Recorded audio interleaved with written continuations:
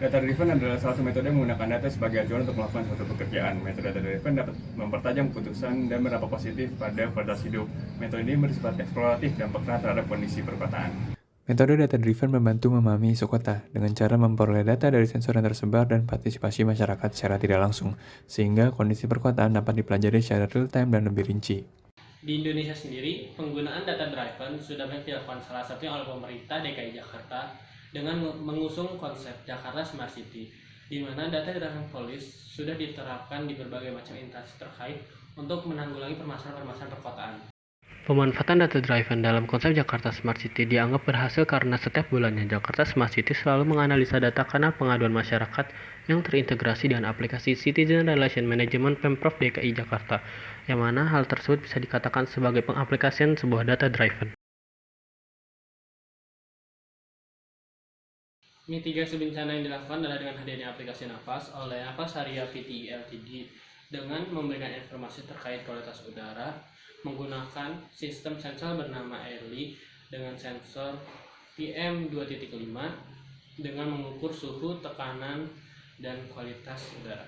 Sampai saat ini, Nafas sudah memiliki lebih dari 180 sensor yang sudah terpasang di kota-kota besar di Indonesia, sehingga Nafas dapat memberikan informasi secara real-time dan akurat kepada pengguna terkait kualitas udara di sekitar pengguna seperti lokasi, nilai AQI dan PM udara, status kesehatan udara, hingga rekomendasi solusi agar pengguna mendapatkan kualitas udara yang lebih baik. Selain itu, Nafas juga sudah dapat di-download melalui Google Play Store atau App Store dan sudah didukung oleh Bank Mandiri selaku pihak swasta.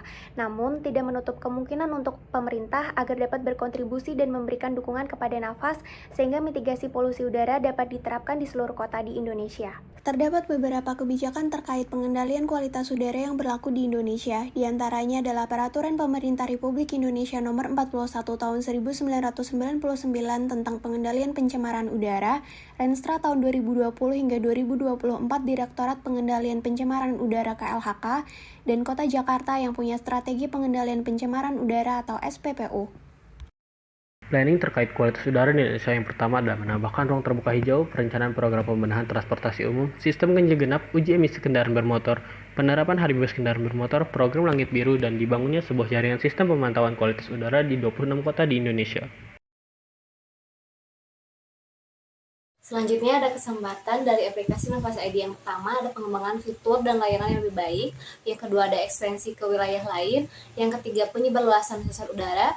Yang keempat ada kemitraan dan kolaborasi. Dan yang terakhir adalah inovasi teknologi yang bisa kita katakan jika kita meningkatkan aplikasi ini bisa membantu masyarakat dalam menangani polusi udara yang ada di Indonesia, sehingga berkesempatan untuk berkolaborasi dengan pemerintah, masyarakat, dan dengan negara-negara lain yang ada di Indonesia. Baik, selanjutnya adalah mengenai tantangan, di mana setidaknya terdapat 5 yang menjadi tantangan dalam proses pengelolaan kualitas udara ini. Untuk yang pertama adalah kurangnya kesadaran masyarakat akan pentingnya kualitas udara, sehingga proses edukasi ini sulit untuk dilakukan.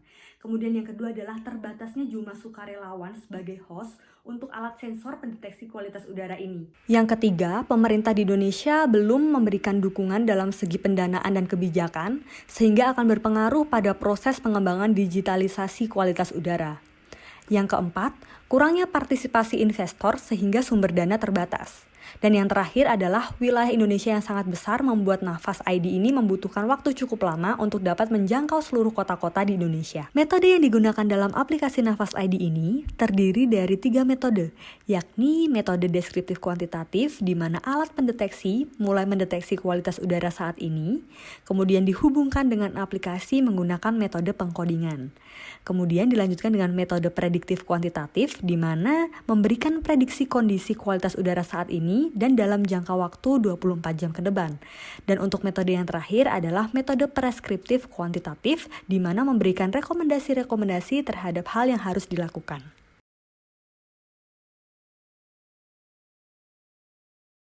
Benefit dari penerapan data-driven pada kota pintar berdasarkan hasil analisa yang dilakukan dalam hal ini berkaitan dengan aplikasi Nafas Indonesia.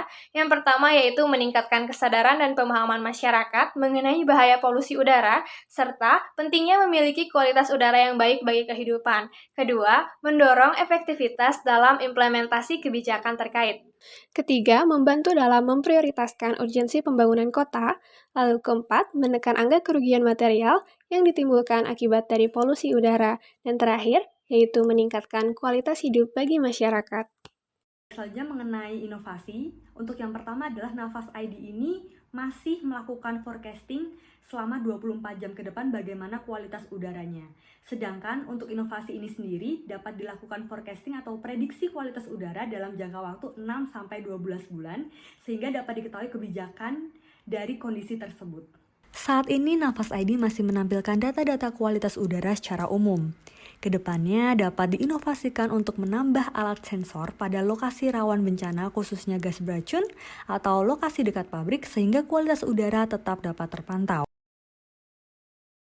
Kota-kota di Indonesia nampaknya belum sepenuhnya siap dalam menyongsong era sains data dalam kaitannya dengan topik pembahasan kita kali ini. Hal ini dikarenakan dukungan sumber daya yang belum merata. Berdasarkan data yang diperoleh, Nafas Indonesia telah didukung oleh lebih dari 180 sensor yang hanya tersebar pada kota-kota besar di Indonesia saja, seperti Jabodetabek, Bandung, Yogyakarta, Belitung, Surabaya, dan juga Bali. Sementara itu, mengutip data historis dari IQR mengenai kota paling berpolusi di dunia, dari 10 ranking kota di Indonesia dengan tingkat polusi udara tertinggi, hanya 5 di antaranya yang sudah terlayani oleh aplikasi Nafas Indonesia. Di sisi lain, tantangan terbesar yang dihadapi yaitu edukasi terhadap masyarakat tentang pentingnya memiliki kualitas udara yang baik. Hal ini dapat dipenuhi dengan adanya akses menuju informasi atau data yang relevan terhadap topik tersebut. Adanya inovasi-inovasi berbasis aplikasi dan teknologi lainnya juga perlu bekerja sama dengan pemerintah setempat, sehingga data yang tersampaikan tidak hanya berhenti sebagai sebuah informasi saja, melainkan dapat dikonversi menjadi sebuah solusi permasalahan tingkat kualitas udara yang terjadi di kota-kota di Indonesia.